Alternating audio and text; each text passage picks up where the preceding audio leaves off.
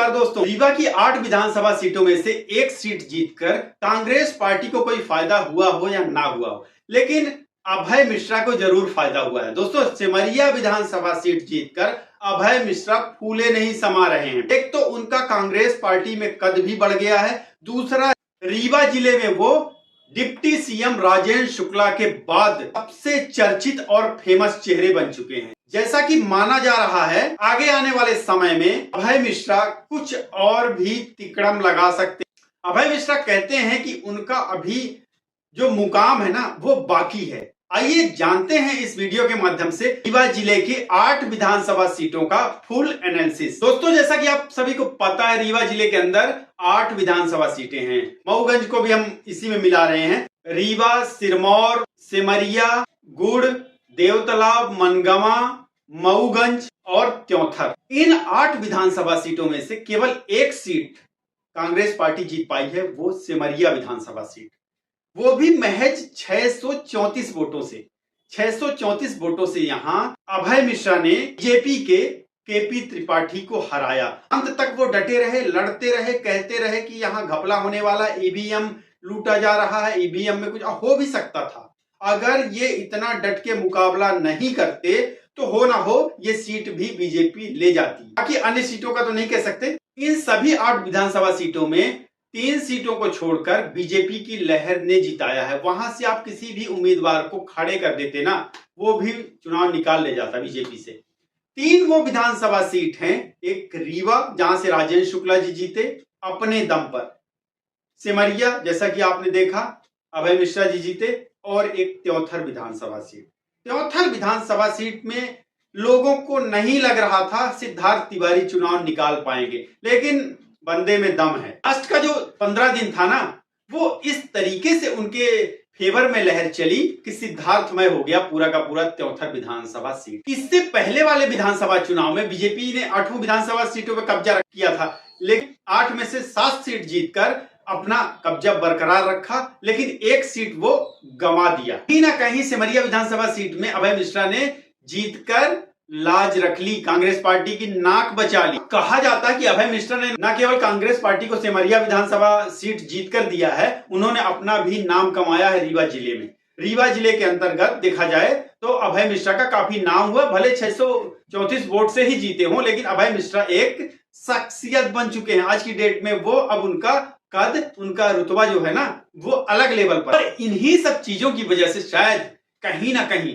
राजेंद्र शुक्ला जी अब deputy CM हैं, कहीं ना कहीं अभय मिश्रा के प्रति उनका अपने कंपटीटर के तौर पर देखते हैं, उनको उनसे खींच रहती है। कई सारी चीजों में, कई सारी मीटिंग्स में और जनसभाओं में उन्होंने क्या क्या नहीं कहा है, यहाँ तक कि बंदर भी बोल दिया है अभय मिश्रा को। खैर, वो तो राजनीति की बातें हैं। अब बात कर लेते हैं रीवा विधानसभा सीट की, जहां से कि दोनों राजेंद्र नाम के ही नेता चुनावी मैदान पर थे, राजेंद्र शुक्ला और राजेंद्र शर्मा। राजेंद्र शर्मा का कैरियर जो है ना, अब वो धरातल पर चला गया। राजेंद्र शर्मा को राजनीति से संन्यास लेना चाहिए। राजनीति में अब उनके लिए नहीं लगता है कि जगह है, क्योंकि हर उस चुनाव प्रचार के दौरान, हर वो सभा के दौरान, उन्होंने कैंपेन के दौरान बस जनता से यही पूछते रहे, सरकार बदलनी है, बदलनी है, बदलनी है, बदलनी है। जनता चुप, क्योंकि पता था नहीं बदलनी जी, लाडली बहना योजना से पैसा लेना है, क्यों बदलेंगे। वैसे भी जब तक बिंद विकास पुरुष राजेंद्र शुक्ला जी है ना, तो सरकार कैसे बदली जाएगी। खासकर रीवा विधानसभा सीट, बिंद विकास पुरुष राजेंद्र शुक्ला ऐसे हैं। रीवा, सीधी, सतना, किसी बिंद के किसी भी सीट से उनको चुनाव लड़वा दो, हारने वाले नहीं, अपने दम पर चुनाव निकालेंगे। वो ऐसी शख्सियत बन चुके हैं, वो विकास के पर्याय बन चुके हैं राजेंद्र शुक्ला जी। त्योंथर विधानसभा सीट से लगा था सिद्धार्थ तिवारी चुनाव नहीं निकाल पाएंगे, क्योंकि वहां पर रमाशंकर सिंह के बीच काफी प्रतिस्पर्धा हुई थी। भले वो चुनाव हारते रहे हों, हार गए हों, लेकिन उनके सामने काफी चुनौती दिया। जो जमीन से जुड़े थे, कैंपेन कर रहे थे, जो प्रचार प्रसार कर रहे थे, भले ही उनको अंदाजा हो, यहां तक कि कॉन्फिडेंस में सिद्धार्थ तिवारी भी नहीं थे कि चुनाव आसानी से निकल जाए। आखिर में क्या हुआ, 4746 वोटों से सिद्धार्थ तिवारी चुनाव निकाल ले गए। तो ये उनकी अपनी पर्सनल जीत है, और आप देखेंगे एक दिन आएगा, सिद्धार्थ तिवारी बिंद के एक उभरते हुए चेहरे हैं, स्टार हैं वो, अब बीजेपी में आ गए हैं, तो अब वो उनका जो कद है, रुतबा है, बढ़ता जाएगा। हो ना हो आगे आने वाले समय में आप मध्य प्रदेश का सीएम भी देख सकते हैं उनको। और विंध्य प्रदेश की मांग करेंगे ना राजेंद्र शुक्ला जी और ये सब मिलकर, विंध्य प्रदेश अगर बनता है तो बहुत फायदा होने वाला गाइस। वहीं सिरमौर विधानसभा सीट पे ले लीजिए, दिव्यराज सिंह लगा था इस बार गुड़मुड़िया जाएंगे, नहीं जीत पाएंगे, लेकिन बीएसपी ने सब कुछ चौपट कर दिया। कहां कांग्रेस तीसरे स्थान पर खिसक गई। एक ऐसे कैंडिडेट थे इस विधानसभा सीट से, लक्ष्मण तिवारी, महज 1000 वोटों में सिमट गए। अब ऐसे लोगों का कैरियर, आप ये सोचेंगे कि अब ये नेता हैं, अभी इनकी नेतागिरी बाकी है, तो नहीं है। इन लोगों का कैरियर समाप्त हो चुका है। जो 1000 वोट के अंदर सिमट रहे हैं, ऐसे कौन पार्टी इनको टिकट देगी, किस विधानसभा सीट से चुनाव लड़ेंगे। तो अब हारते हुए जो नेता है ना, उनका कैरियर समाप्त होने की कगार पर आ चुका है। बीजेपी की लहर थी, बीजेपी की लहर की वजह से शिवराज सिंह सरकार और लाडली बहनाओं ने जिताया है। गुड़ विधानसभा सीट, यार लग नहीं रहा था कपिध्वज सिंह हारेंगे, पता नहीं ऐसा क्या हुआ, कपिध्वज सिंह हार गए। क्योंकि एक तो नागेंद्र सिंह ने कुछ भी विकास नहीं किया है गुड़ क्षेत्र में, और इतने बार हो गया है उनको विधायक रहते, जनता उब चुकी थी। बीजेपी ने फिर उनको कैंडिडेट बनाया, क्या देखा, नहीं देखा, क्योंकि उनके सामने कुछ और कैंडिडेट स्ट्रांग नहीं रहे होंगे। बीजेपी ने उनको कैंडिडेट बनाया, जहां एक तरफ कपिध्वज सिंह पिछले चुनाव में सपा से दूसरे स्थान पर थे, सुंदरलाल तिवारी जैसों को तीसरे स्थान पर खिसका दिया था, बहुत कम मार्जिन से हारे थे। इस बार क्या हो गया, वो भी लटपटा गए, 2493 वोटों से हारे हैं कपिल। एक्चुअल में होता क्या है ना, गुड़ विधानसभा सीट में एक तो दाऊ साहब, नागेंद्र सिंह, कांग्रेस के कुछ ऐसे गुस्साए हुए नाराज नेताओं से मिल लेते हैं जिनको की टिकट नहीं दी गई है, जो टिकट से वंचित रह गए हैं। तो नागेंद्र सिंह उनसे सांठगांठ करते हैं, नागेंद्र सिंह उनसे मिल लेते हैं, और इन लोगों ने ऐसा पासा, ऐसी बाजी चली, चाल चली, सोशल मीडिया हो, पंपलेट्स हो, कपिध्वज सिंह के खिलाफ एक नहर बनाया। शुरू के दिनों में लग रहा था चुनाव प्रचार के दौरान कपिध्वज सिंह भारी मतों से चुनाव जीतेंगे, लेकिन वही 10-15 दिन के अंदर अंदर ये सारी कहानी हुई, कपिध्वज सिंह के खिलाफ ऐसी लहर बना दी गई। वजह रही है कपिध्वज सिंह के हार का, नहीं तो ये सीट है कांग्रेस के खाते में जाती, कपिध्वज सिंह जीतते इस सीट को। एक ऐसा कैंडिडेट रीवा जिले की सारी विधानसभा सीटों में सबसे ज्यादा वोटों से चुनाव जीता है, और वो है मनगवा विधानसभा सीट।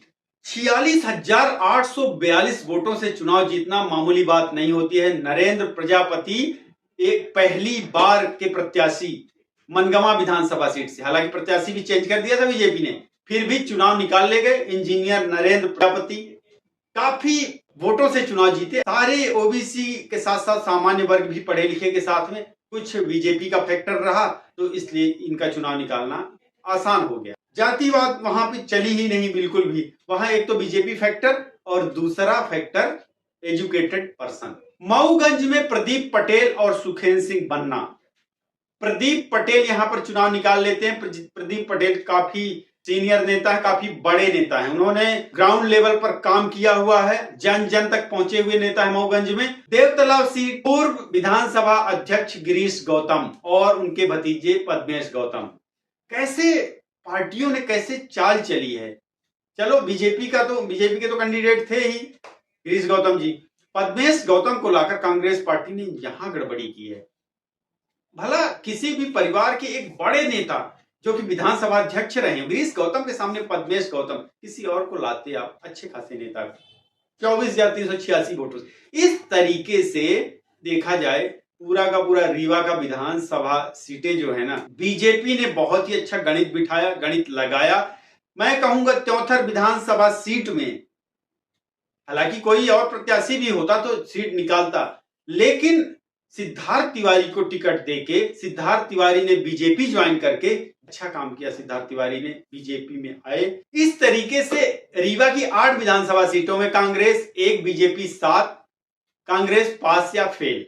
मैं कहूंगा रीवा की विधानसभा सीटों में भले एक सीट आई हो कांग्रेस की, कांग्रेस यहां पर सफल रही है, पास हुई है। आने वाले समय में हो सकता है कि यही नेता कुछ गिनी चुनी सीटों को निकाल ले जाएं, तो इतराने की जरूरत नहीं है, यहाँ पर विकास करने की आवश्यकता है। गुड़ विधानसभा सीट विकास से अछूता है, बिल्कुल। नागेंद्र सिंह का कैरियर समाप्त होने की कगार पर है। इस बार वो आखिरी विधानसभा चुनाव लड़े हैं, आगे आने वाले समय में अब उनको टिकट नहीं मिलेगी। इस बार उनको अच्छी तरह से काम करना चाहिए, क्योंकि आगे आने वाले समय में भविष्य में दिखाना भी है। विकास कार्यों की बात की जाए ना, कुछ ही विधानसभा सीटें हैं जहां के प्रत्याशी विकास करते हैं। एक तो अब डिप्टी सीएम बन चुके माननीय राजेंद्र शुक्ला जी, वो विकास पुरुष ही हैं। वो किसी भी विधानसभा सीट में रहेंगे तो वो तो करेंगे ही। त्योंथर का आप विकास देखिएगा, त्योंथर विधानसभा सीट से सिद्धार्थ तिवारी विकास करवाएंगे और अपनी सीट को एक काफी अच्छे पोजीशन पर ले जाएंगे। आप देखेंगे विधानसभा सीट त्योंथर बहुत ही अच्छे कंडीशन में, बहुत ही अच्छे पोजीशन में जाएगी। वहीं मऊगंज जिला बनने के बाद वहां विकास कार्य की जरूरत है और वहां प्रदीप पटेल को मेहनत करने की आवश्यकता है। सेमरिया विधानसभा सीट में कुछ नहीं कर पाएंगे अभय मिश्रा जी, क्योंकि देखो करने की भी सोचेंगे तो नहीं कर पाएंगे। ये कांग्रेस की सीट है अपनी, और अभय मिश्रा इस टाइप के हैं भी नहीं विकास वाले कि उनको विकास करना है, उनको तो राजनीति करनी है। सिरमौर विधानसभा सीट में विकास की बहुत ज्यादा आवश्यकता है। दिव्यराज सिंह को अभी से ठजे रजवाड़ों वाला समय चला गया है। अब उनको इसमें नहीं, गुरूर में नहीं रहना चाहिए कि हम जी राजा हैं, हम तो जीतते जाएंगे। अरे ये प्रजा कब धोखा दे जाएगी आपको पता नहीं है राजा साहब, इसलिए विकास करना बहुत आवश्यक है। सिरमौर विधानसभा सीट, रीवा तभी आगे बढ़ पाएगा जब सभी विधानसभा सीटों के अभी इतने अच्छे चांसेस हैं, बीजेपी के कैंडिडेट्स हैं, वहां आप लोग लग जाएंगे ना, तो रीवा कहां से कहां पहुंच गए। एक अकेले आपने राजेंद्र शुक्ला के ऊपर सब कुछ डाल दिया है बोझ, अब वो कहां से कहां, उन्होंने जितना हो सकता है भरसक प्रयास करते जा रहे हैं वो, और कहां से कहां पहुंचाया है रीवा को, देखते जाइए आप। बने रहिए चैनल फाइंड हाउस पर, फाइंड हाउस को सब्सक्राइब कर लीजिए, वीडियो को लाइक करें, शेयर करें, कमेंट बॉक्स पर लिखें कौन सी विधानसभा सीट का कैंडिडेट, कौन सा विधायक आगे आने वाले समय में नंबर 2 पर आएगा, नंबर 2 की पोजीशन आएगा, नंबर 3 पर आएगा। क्योंकि मैं यहां पर कह रहा हूं रीवा के विधायक deputy CM Rajendra Shukla number 1 पर चल रहे हैं। नंबर 2 पे कौन है कमेंट करिए, आप बताइए। मैं अपनी मेरी जो ओपिनियन है, एनालिसिस है ना, नंबर 2 पे सिद्धार्थ तिवारी जा रहे हैं। नमस्कार।